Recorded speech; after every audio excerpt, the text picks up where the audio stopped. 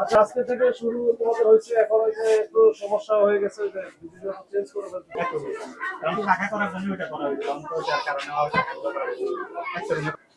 বলো তো 12 ঘরের নাম তো বলো তো। 12